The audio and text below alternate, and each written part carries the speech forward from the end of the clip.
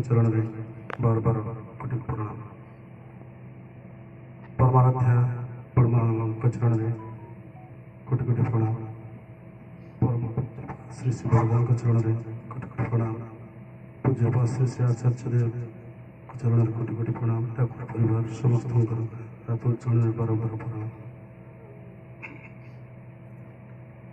आज हरिवास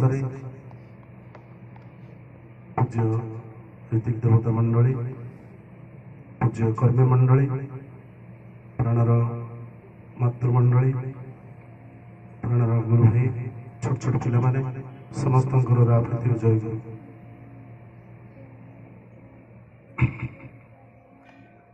आम समस्ते आज विभू पातले टिके पूर्व एक निर प्रार्थना करते जो अमर आत्मा तार प्रभु पात्र स्थान पाइबा निर प्रार्थना करते से विगत आत्मा आउ किए नुह मोर सान भाई से मो पाखे रोते आबनर्माल था बोली विभिन्न प्रकार रोग था बोली तार व्यवहार करा बापा माँ समस्ते मो पाखे छाड़ी जाइए किंतु मो बयस पूर्व मो जा पूर्व सी आगुरी चली जाती पखापाखि 60 खंडे हम पिला बेले से अति आबनर्माल थिला। पाठशाठ बिल्कुल हुए बुझीपारे कि जापारे कि तो से उद्देश्य घरे समस्त बेले बेले पाठपाई बाड़िया बाड़ा करती बो भी भाई से पाठ न पढ़ू से भी कमाई खाइब तो किसी करनी जहाँ भी हम बोर भारी गेला से गेलार निर्दर्शन मु भावुची मो बोर 22 तारिख दिन श्राद्धम करते तार किंतु एकादश दिन से माँ पर बहुत बंडिंग थी मो बहुत कौन कमटी करदे दिनी जी यहाँ कर दियो कि पलि बस पटक बुक तू बस बस करदे तेणु ताको रोग होता बोधे 30 वर्ष है आगे प्रथम टीबी बाहर टीबी पर कटक नहीं डॉक्टर दास को देखी भल डॉक्टर जड़े से औषध देते 7 दिन पर कहले आणिक आसो 7 दिन पर गला जो बात सी डॉक्टर कहले नहीं नहीं तार डायबिटीज टेस्ट कर तो मु कहबार डॉक्टर मत प्रयास कले कहले तू कौन मुझे जो ना छोट पे डायबिटीज कौन आस तू तो बड़ डॉक्टर डायबिटीज कहला इन्सुलिन एबे दिया इन्सुलिन देवी 7 दिन पर्यंत फिर इन्सुलिन दिहला इन्सुलिन पर तार डायबिटीज कंट्रोल है ये जो टीबी होता भल औषध खाइला भल है से तार डायबिटीज लगी रही था किंतु घरे बहुत विभिन्न प्रकार खाया जो कंट्रोल कल खाया से रही जाता माँ रहे पर्यटन माँ पर मो पाखे आसी रही घरे सदा से खाइबा समय जहाँ जमी देते से भाज तार मागिक खाइब पेट न पड़े उठ आउ दियो कहते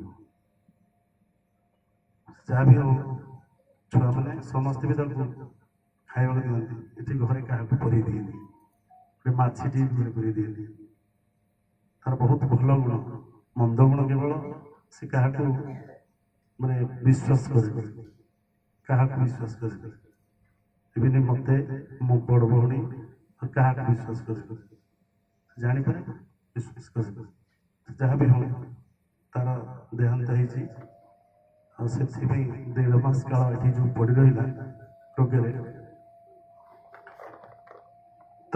भाज महापरी महापरी तार सेवा कर माने मु भावुची कौन स्त्री ता स्वामी नक से जहाँ कर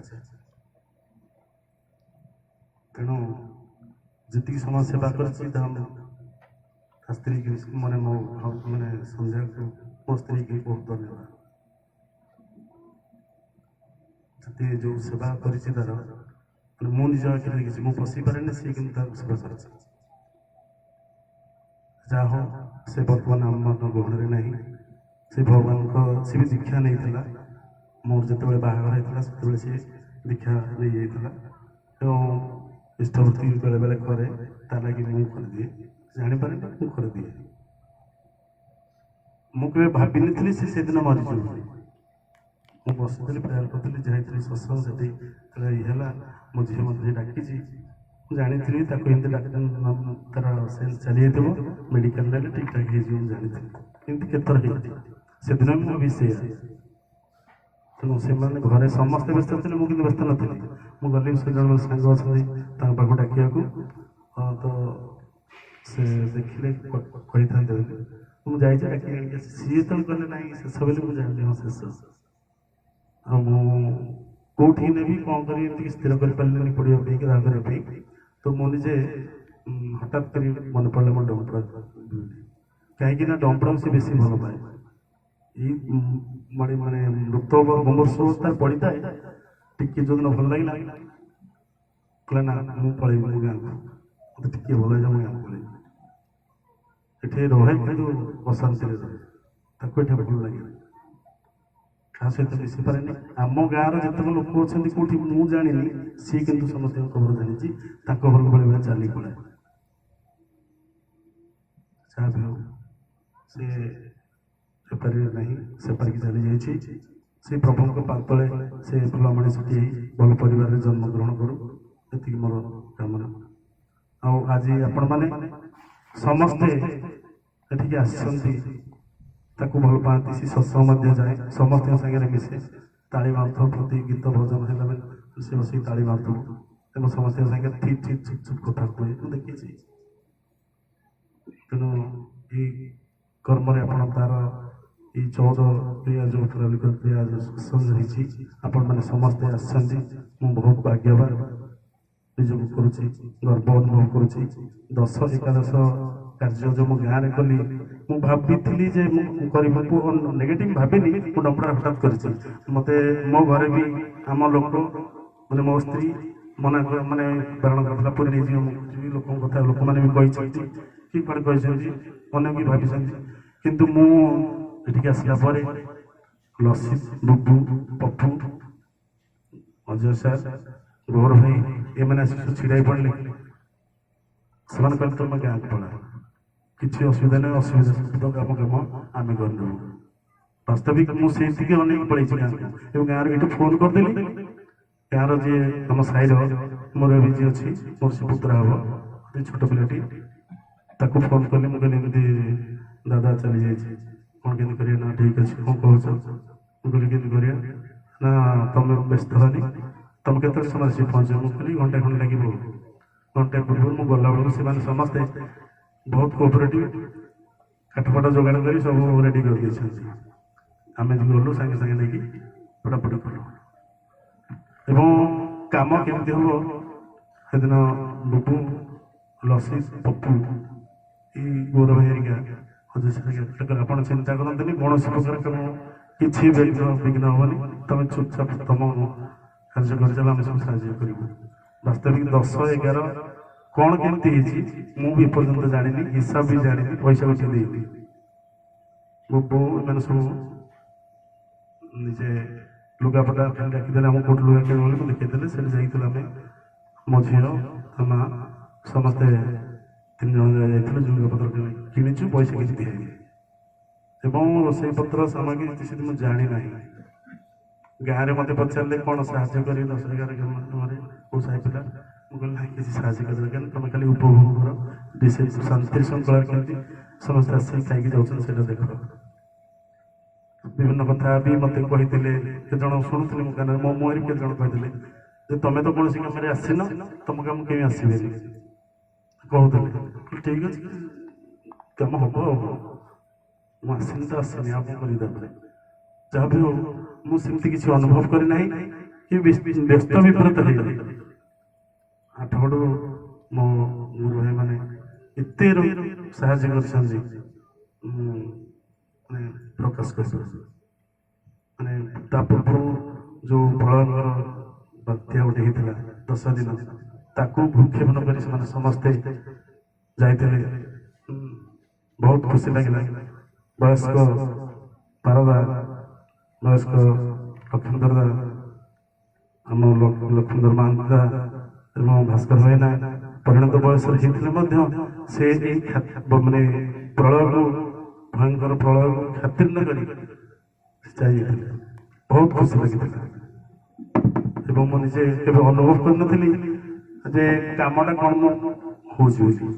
କେବେ କଷ୍ଟ କିଛି କୌଣସି ପ୍ରକାର ନଥିଲି। ଯେଉଁମାନେ ସାହାଯ୍ୟ କରିଛନ୍ତି ନିଜର ଭାବିକି ସେମାନେ ମୋତେ ସାହାଯ୍ୟ କରିଥିଲେ, ମୁଁ ବି ସେମାନଙ୍କୁ ନିଜର ଭାବୁଛି। ଏବଂ ଏମିତି ଏଇ ଯୋଉ ଠାକୁରଙ୍କର ଯୋଉ ଭାବଧାରା ଭାଇଚାରା ହେଇଛି, ସମ୍ପର୍କ ଏଇ ସତ୍ସଙ୍ଗ ବାନ୍ଧି ରଖିଛି, ସେଇ ବନ୍ଧନଟା ହିଁ ଆମକୁ ଏହାର ପ୍ରମାଣ କରିଦେଇଛି। ମୋ ଗାଁରେ ମଧ୍ୟ ସମସ୍ତେ ଏତେ ଖୁସି ଯେ ମାନେ ମତେ କେତେ ଲୋକ ଭଲ ପାଆନ୍ତି। ଏଇ ଭଲ ପାଇବାଟା କାହାଠୁ ଶିଖିଛନ୍ତି ସେମାନେ ଜାଣିଛନ୍ତି ଇଏ ଦୀକ୍ଷା ନେଇଛି ବୋଲି।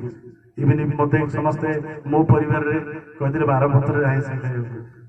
ମୁଁ କହିଲି ନାଇଁ, ସେଥିପାଇଁ ବ୍ୟସ୍ତ ହୁଅନି। ଖାଇବା ପାଇଁ ମୁଁ ଯାହା କରିବା କଥା, ମୁଁ ଯେମିତି କରିବା କଥା କରୁଛି। ଆଉ ଆମର 11 ଭୋଜିରେ ଯାହା ଯେମିତି ହେଇଥିଲା ସମସ୍ତେ ଖୁସି ହେଇଗଲେ। କହିଲେ ଗୋଟେ ବାହାଘର ଆୟୋଜନ ଯେମିତି ହେଇନି, ସେମାନେ ସମସ୍ତେ ଖୁସି।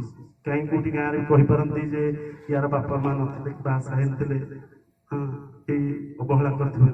ମୋ ଗାଁରେ କୌଣସି ବ୍ୟକ୍ତି ଏପର୍ଯ୍ୟନ୍ତ ବି କହିପାରି ନାହାନ୍ତି, ନା ଆଗରୁ କହୁଥିଲେ ନା ଏବେ ବି। ଆସିବା ପରେ ବି ସେଇ ଯିଏ ଆସିଥିଲେ ସୁନୀଲ, ସେ ତା ସାଙ୍ଗରେ ତାଙ୍କ ଘର ସହିତ ଜଡ଼ିତ, ବାହାରୁ ସିଏ ଶୁଣିଛି। କେହି କେବେ କହିନାହାନ୍ତି ଯେ ମୁଁ ହତାଦର କରିଛି ବୋଲି। ତାର ପ୍ରମାଣ ସେମାନେ ଦେଖିଦେଲେ। ତେଣୁ ଆପଣମାନଙ୍କୁ ବହୁତ ବହୁତ ଧନ୍ୟବାଦ। ଆଉ ସମସ୍ତଙ୍କ ମୁଁ ସମସ୍ତଙ୍କ ପାଖରେ କୃତଜ୍ଞ ଋଣୀ। ତେଣୁ ଆଉ ବିଶେଷ କିଛି କହି ସମୟ ନେଉନି। ପରିଶେଷରେ